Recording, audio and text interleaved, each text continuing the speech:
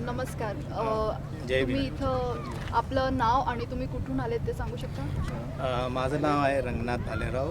मी Edison new जर्सीतून आलेलो आहे आणि बॅक होम इंडियामधून मुंबईचा रहिवासी आहे.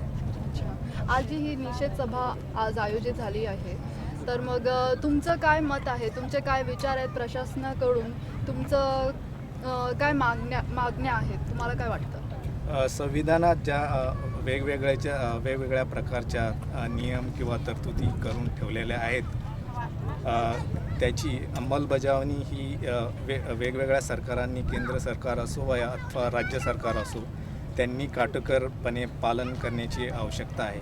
बरोबर. आणि त्याचबरोबर नुसत्या केस दर्ज करून किंवा पोलीस स्टेशनला दाखल करून त्यांनी जास्त काही मिळणार नाही. तर प्रत्येक केसचा हा शेवटी लवकरात लवकर निकाल लागण्याची गरज आहे. त्यासाठी जी प्रणाली आहे किंवा प्रशासन आहे, अशा लोकांनी जेव्हा तुमच्या समोर अशी केस येते त्यावेळेस कुठल्याही प्रकारचं बाजू न घेता जे सत्य आहे, सत्याला धरून किंवा जे कायदे आहेत, जे तुमच्याकडे पुरावे आलेले आहेत, त्यानुसार लवकरात लवकर न्याय देण्याचा प्रयत्न करावा.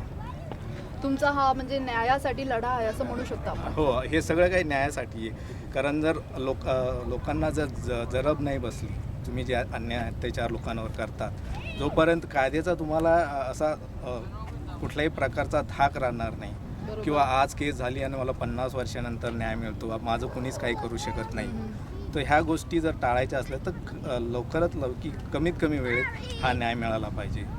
ओके. न्यायाला हातात घेणे हे काही खेळ नाही असं तुम्ही सांगू इच्छिता? राईट. धन्यवाद. थँक्यू.